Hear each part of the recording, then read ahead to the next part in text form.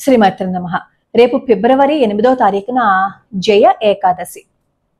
7వ తారీఖు రాత్రి ఏకాదశి వచ్చింది. 8వ తారీఖు ఉంది. 9వ తారీఖునేమో ద్వాదశి పారణ చెయ్యాలి. 8వ తారీఖు ఏం చేయాలి అంటే ఉపవాసం ఉండాలి. ఆ రోజు రాత్రి పలహారం తీసుకోవాలి. పొద్దున్న మీరు ఆహారాన్ని తీసుకున్నా సరే.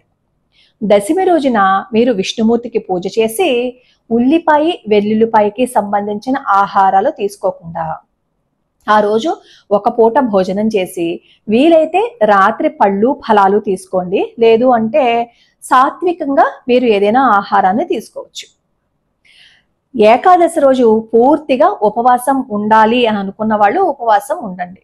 ఉపవాసం ఉండలేని వాళ్ళు ఒక పూట ఏదైనా ఆహారాన్ని తీసుకున్నా రాత్రి ఉపవాసం ఉండండి. ఏకాదశి రోజున పళ్ళు ఫలాలు అలాగే ఏదైనా అల్పాహారం అంటే పళ్ళు ఫలాలు తీసుకుని ఉండలేము అని అనుకున్న వాళ్ళు అల్పాహారం తీసుకోవచ్చు అనమాట. అంటే బియ్యానికి సంబంధించి ధాన్యానికి సంబంధించినవి కాకుండా మిగతా ఏదైనా సరే అల్పాహారంగా తీసుకోవచ్చు. ద్వాదశి రోజు ఏం చేయాలంటే పారణ చెయ్యాలి. ద్వాదశి రోజు ఎంత తొందరగా పారణ చేస్తే అంత తొందరగా పారణ చేసేయాలన్నమాట. 7:15 నుంచి 9:10 అంటే 9:45 మధ్యలో పారణ చెయ్యాలి.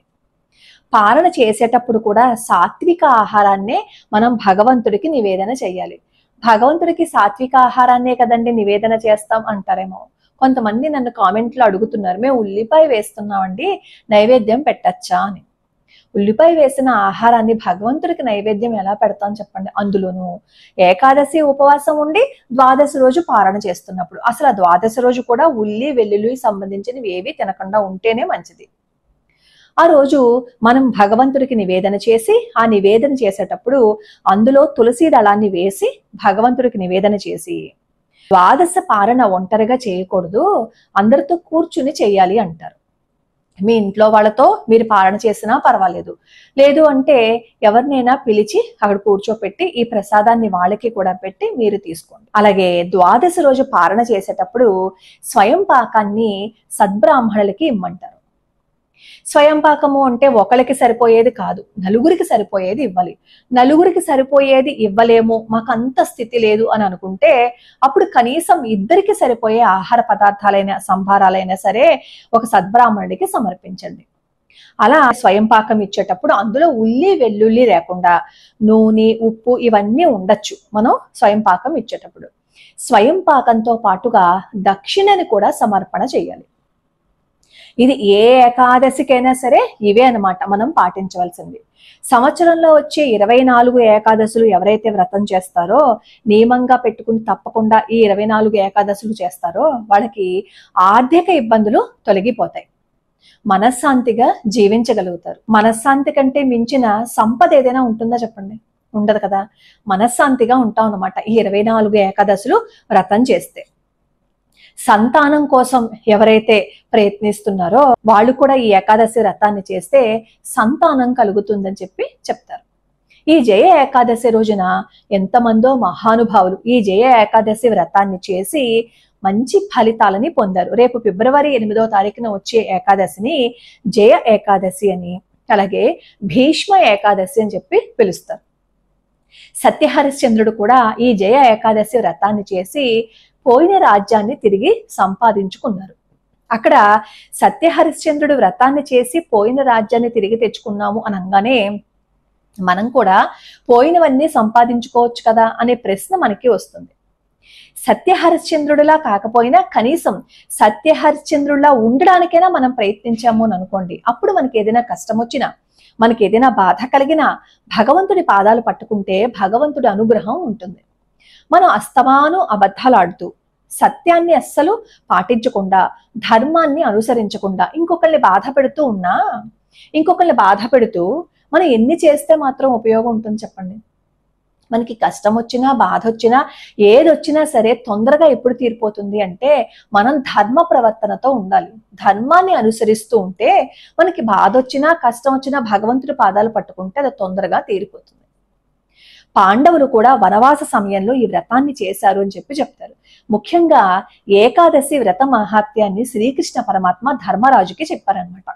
ఏకాదశి రోజున ఉపవాసం ఉండలేని వాళ్ళు ఆ ఏకాదశి వ్రత మాహాత్యాన్ని విన్నా సరే వాళ్ళకి మంచి ఫలితం ఉంటుంది అని చెప్తారు. అలానే ఈ జయ ఏకాదశి రోజున లక్ష్మీదేవిని తులసి మాలతో అలంకరించి తులసి దళాలతో అర్చన చేసి సాయంత్రం తులసి పూజ చేసినట్లయితే దంపతుల మధ్య ఏవైనా విభేదాలు ఉన్నా, వాళ్ళిద్దరి మధ్య ఏవైనా చికాకులున్నా అవన్నీ పోతాయి, సంపద వృద్ధి చెందుతుంది అని చెప్తారు. ముఖ్యంగా ఏకాదశి రోజున విష్ణుమూర్తికి తులసి దళాలతో అర్చన చేయాలి.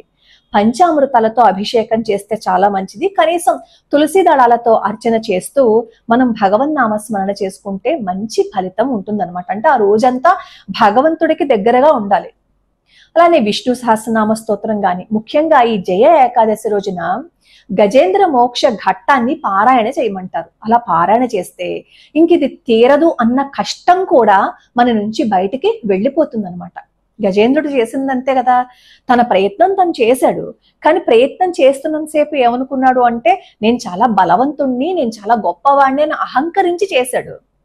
అలా కాకుండా మనం ప్రయత్నం చేస్తున్నప్పుడు కూడా భగవంతుడా నేను ఈ ప్రయత్నాన్ని చేస్తున్నాను, నీ సహకారాన్ని నాకు అందివ్వు అని చేస్తే మనం ఏ ప్రయత్నం చేసినా అది సఫలీకృతం అవుతుంది. గజేంద్రుడు ఏం చేశాడు అంటే నేను చేయలేనా అని ఫస్ట్ అహంకరించాడు. కానీ రాను రాను తనకు అర్థమైపోయింది తన వల్ల కాదు అని. అప్పుడు నువ్వే తప్ప ఇతప్పరం బెరుగా అప్పుడు విష్ణుమూర్తిని ప్రార్థించారు. అప్పుడు ఆ వైకుంఠపురంలో ఉన్న కృష్ణ పరమాత్మ ఎలా వచ్చారు అనేది మనకి గజేంద్ర మోక్ష ఘట్టం చదువుతుంటే తెలుస్తుంది. ఈ గజేంద్ర మోక్ష ఘట్టం గురించి మా అమ్మాయి పద్యాలతో సహా ఘట్టాన్ని చెప్పింది. మీకు ఎవరికైనా కావాలి అంటే మన ఛానల్లో ఉంది, ఒకసారి చూడండి. గజేంద్ర మోక్షం ఘట్టాన్ని ఎవరైతే నిత్యం పారాయణ చేస్తూ ఉంటారో వాళ్ళకి ఇంకా ఈ కష్టం నుంచి నేను బయట పడలేను అనే తీవ్రమైన సమస్యలున్నా, బాధలున్నా వాటి నుంచి బయట పడిపోతాం అనమాట. అంత అద్భుతమైన ఘట్టం దాన్ని గనక పారాయణ చేసినట్లయితే. ఈ జయ ఏకాదశికి సంబంధించి ఒక కథ ఉంది. శ్రీకృష్ణ పరమాత్మ ధర్మరాజుకి చెప్తారు. మలయవానుడు, పుష్పవతి అనే గంధర్వులు వాళ్ళు ఇంద్ర సభలో నృత్యం చేస్తున్నప్పుడు ఒకరికొకరు ఆకర్షితులు అవుతారు. అక్కడ నృత్యం చేయకుండా ఆగిపోతారు. అప్పుడు ఇంద్రుడికి కోపం వచ్చి మీరు పిశాచి జన్మని పొందండి అని చెప్పి శాపం ఇస్తారు. అలా పిశాచి జన్మని పొంది ఆ జన్మలో వాళ్ళు బాధపడుతూ ఉంటారనమాట. అయ్యో మేము ఏ తప్పు చేశామో ఈ పిశాచులుగా మారిపోయామని చెప్పి బాధపడుతూ ఉంటారు. అలా రోజులు వెళ్ళిపోతూ ఉంటాయి. ఒక రోజు వాళ్ళకి ఈ బాధ ఎక్కువైపోయి పశ్చాత్తాపంతో ఒక అశ్వత్థ వృక్షం కింద కూర్చుంటారు. కూర్చుని వీళ్ళిద్దరూ బాధపడుతూ ఉంటారు. అలా బాధపడుతూ ఆ రోజు ఏ ఆహారాన్ని తీసుకోరు. ఇంద్రియ సుఖాలకి కూడా వాళ్ళు లోనవ్వకుండా రాత్రి అంతా జాగారం చేస్తారు.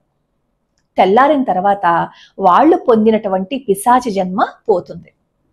తిరిగి వీళ్ళు ఇంద్రసభకి వెళ్ళిపోతారు. ఇంద్రుడు ఆశ్చర్యపోతాడు, మీకు ఎలా శాప విమోచనం కలిగింది అని. అప్పుడు వాళ్ళు చెప్తారు, మాకు తెలియకుండానే జయ ఏకాదశి రోజున ఆహారం తీసుకోలేదు, పశ్చాత్తాపంతో మేము బాధపడుతూ ఉన్నాము, నిద్రపోలేదు, ఇంద్రియ సుఖాలకి కూడా మేము దూరంగా ఉన్నాము, అందుకే మాకు తిరిగి మా జన్మ వచ్చేసింది అని చెప్పి వాళ్ళు చెప్తారనమాట. అంటే జయ ఏకాదశి రోజున తెలిసి మనం ఉపవాసం ఉన్నా, తెలియక మనం ఉపవాసం ఉన్నా ఎటువంటి ఫలితం కలుగుతుంది అనేది మనకి ఈ కథ చెప్తుంది. కాబట్టి వీలైనంత వరకు మీరు ఒకవేళ అన్ని చేయలేకపోయినా ఉపవాసం ఉండండి. ఒకవేళ ఉపవాసం ఉండలేమో అని అనుకునే వాళ్ళు విష్ణు సహస్రనామ పారాయణం చేస్తూ ఆ రోజు ఒక నిర్ణయం తీసుకోండి, ఇకపై సాధ్యమైనంత వరకు నేను ధర్మాచరణని పాటిస్తాను, సత్యాన్ని మాత్రమే పలుకుతాను, ఇంకొకరిని ఇబ్బంది పెట్టే మాటలు నేను మాట్లాడను అని ఒక నియమాన్ని పెట్టుకోండి. సాధ్యమైనంత వరకు ఆ నియమాన్ని నిలబెట్టుకునే ప్రయత్నం చేయండి. భగవంతుడి అనుగ్రహం అప్పుడు ఖచ్చితంగా ఉంటుంది.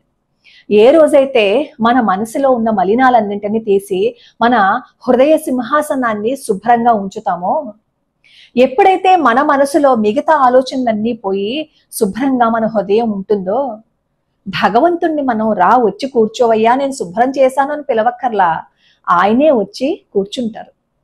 ఎందుకంటే మనలో నుంచి మలినాలన్నీ బయటికి పంపిస్తే వచ్చేవన్నీ సద్గుణాలే కదా. సద్గుణం అంటే ఎవరు? ధర్మం అంటే ఎవరు? కృష్ణ పరమాత్మ. ఆయన వచ్చి మన హృదయ సింహాసనాన్ని అధిష్ఠిస్తారు. ఎప్పుడైతే మన హృదయ సింహాసనం మీద ఆయన కూర్చుంటారో ఆటోమేటిక్ గా మనకి కష్టాలు బాధలు అవన్నీ ఉంటాయా? ఒకవేళ ఉన్నా గాని వాటిని తట్టుకునే శక్తి, ఆ కష్టం నుంచి బయటపడిపోయే మార్గం మనకి ఆ భగవంతుడే చూపిస్తాడు. సత్యాన్ని పలుకుతూ భగవంతుడి పాదాలు పట్టుకుని ప్రయత్నాన్ని మనం చేస్తూ ఉంటే భగవంతుడి అనుగ్రహం ఉంటుంది. వీలైన వాళ్ళు చెయ్యండి, లేదు అంటే కొన్నిటినైనా పాటించడానికి ప్రయత్నించండి. లోకా సమస్తా సుఖినో భవంతు, సర్వే జనా సుఖినో భవంతు.